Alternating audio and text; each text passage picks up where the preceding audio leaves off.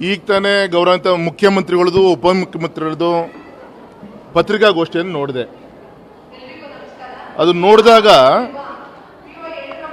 ನನಗೆ ಅನಿಸ್ತು, ಏನು ಕರ್ನಾಟಕ ಸರ್ಕಾರಕ್ಕೆ ಕಾರ್ಡಿಯಾಕ್ ಅಟ್ಯಾಕ್ ಆಗಿತ್ತು. ಸದ್ಯಕ್ಕೆ ಒಂದು ಸ್ಟಂಟನ್ನು ಹಾಕುವಂಥ ಕೆಲಸವನ್ನು ಅವರೇ ಆಪರೇಷನ್ನು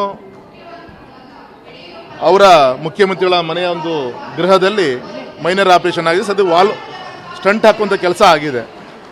ಆಫ್ಟರ್ ದಿಸ್ ಸೆಷನ್ ಸದ್ಯಕ್ಕೇನು ವಿಧಾನಸಭಾ ಅಧಿವೇಶನ ಬರ್ತಾ ಇದೆ, ಹಾಗೆ ಟೆಂಪ್ರರಿ ಒಂದು ಅರೇಂಜ್ಮೆಂಟ್ ಮಾಡ್ಕೊಂಡಂಗೆ ಕಾಣುತ್ತೆ. ಆಮೇಲೆ ಅದು ಸಿಸರಿನ್ನೋ ಏನೋ ಅಂತೇಳಿ ವಿಧಾನಸಭಾ ಅಧಿವೇಶನ ಆದಮೇಲೆ ಈ ರಾಜ್ಯ ಜನರಿಗೆ ಗೊತ್ತಾಗತ್ತೆ. ಆಮೇಲೆ ಪೇಷಂಟು ಬದುಕುತ್ತೋ ಸತ್ತುತ್ತೋ ಸರ್ಕಾರ ಅನ್ನೋದು ಆಮೇಲೆ ಗೊತ್ತಾಗುತ್ತೆ. ನಾನು ಈ ಸಂದರ್ಭದಲ್ಲಿ ಇಷ್ಟೇ ಹೇಳೋದು, ಅವ್ರ ಪತ್ರಿಕಾಗೋಷ್ಠಿ ನೋಡಿದಂಗೆ ಆಶ್ಚರ್ಯ ಆಯಿತು. ಅವರ ಪ್ರಕಾರ ಮೊದಲನೇ ಆರೋಪ ಸ್ಥಾನದಲ್ಲಿ ನಿಲ್ಲಿಸಿರೋದು ನಮ್ಮ ಮಾಧ್ಯಮದ ಸ್ನೇಹಿತರನ್ನ, ಎರಡನೇ ಆರೋಪ ಪಟ್ಟಿಯಲ್ಲಿ ನಿಲ್ಲಿಸಿರೋದು ವಿರೋಧ ಪಕ್ಷ ನಮ್ಮನ್ನ.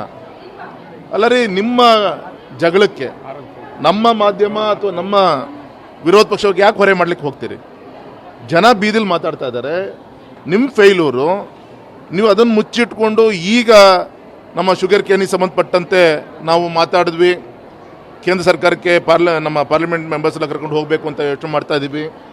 ಇನ್ನೊಂದು ಕೊಡುಗೆ ಮೆಕ್ಕೆಜೋಳಕ್ಕೆ ಬೆಂಬಲ ಬೆಲೆ ಬಗ್ಗೆ ಈಗ ಮಾತಾಡ್ತಿರಲ್ಲ.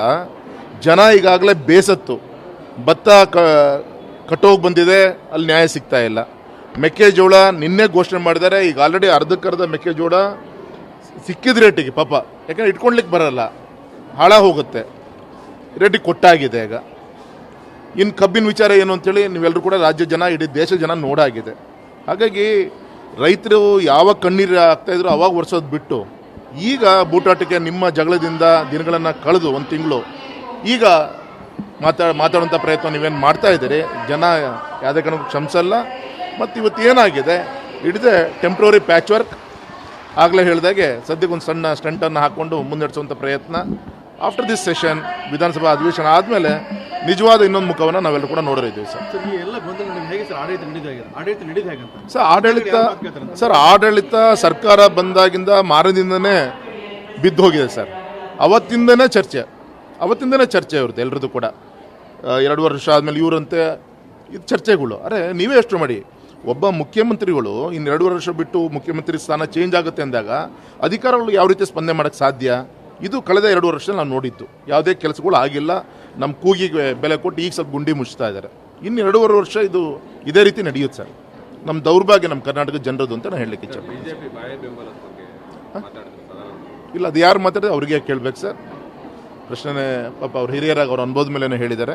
ನಮ್ಗೆ ಯಾರಿಗೂ ಗಮನಕ್ಕೂ ಕೂಡ ಬಂದಿಲ್ಲ. ಗೌರವಾನ್ವಿತ ಕುಮಾರಸ್ವಾಮಿಗಳು ಬರ್ತಾ ಇದ್ದಾರೆ, ಒಂದು ಆಶಾದಾಯಕ. ಮಧ್ಯಾಹ್ನ ನಾವು ಅವರು ಒಟ್ಟಾಗಿ ಇವತ್ತು ಭದ್ರಾವತಿಯಲ್ಲಿ VSL ಅಧಿಕಾರಿಗಳು ಸಭೆಗಳು ನಡೀತಾ ಇದೆ. ಒಂದು ವಿಶ್ವಾಸ ಇದೆ, ನಮ್ಮ NDA ಸರ್ಕಾರ ಬಂದಾದ ಮೇಲೆ ಮೋದಿಜಿಯವರ ನೇತೃತ್ವದಲ್ಲಿ ವೈಜಾಗ್ ಓಪನ್ ಮಾಡ್ತಾ ಇದ್ದೀವಿ. ನಿನ್ನೆ ಸೇಲಂ ಪ್ಲಾಂಟಿಗೆ 500 ಕೋಟಿ ಘೋಷಣೆಯನ್ನು ಮಾಡಿದ್ದಾರೆ. ಸೊ 3ನೇ ಹಂತ ಒಂದು ಒಳ್ಳೆ ಸಿಹಿ ಸುದ್ದಿ. ಆದಷ್ಟು ಬೇಗ ನಮ್ಮ NDA ಸರ್ಕಾರ ಕುಮಾರಸ್ವಾಮಿಗಳು ನಮ್ಮ ರಾಜ್ಯಕ್ಕೆ, ನಮ್ಮ ಜಿಲ್ಲೆಗೆ ಕೊಡ್ತಾರೆ ಅಂತ ನಂಗೆ ವಿಶ್ವಾಸ ಇದೆ ಸರ್. ನನ್ನ ಪ್ರಯತ್ನ ಅವತ್ತಿಂದ ಕೂಡ ಆಕ್ಸಿಜನ್ ಕೊಟ್ಟು VSL ಸಂಸ್ಥೆಗೆ ಏನೇನು ಇವತ್ತಿಗೂ ಜೀವಂತ ಉಳಿಸ್ಕೊಂಡು ಹೋಗುವಂಥ ದಿಕ್ಕಿನಲ್ಲಿ ನನ್ನದೇ ಆದಂಥ ಪ್ರಯತ್ನ ಇದೆ. ಈಗ ಅದನ್ನು ಹೆಲ್ತಿಯಾಗಿ ತೆಗೆದುಕೊಂಡು ಹೋಗುವಂಥ ದಿಕ್ಕಿನಲ್ಲಿ ನಮ್ಮ ಕುಮಾರಸ್ವಾಮಿಗಳ ಒಂದು ಪ್ರಯತ್ನ ದೊಡ್ಡ ಒಂದು ಶಕ್ತಿ ನಮಗೆ ತುಂಬುತ್ತೆ ಸರ್.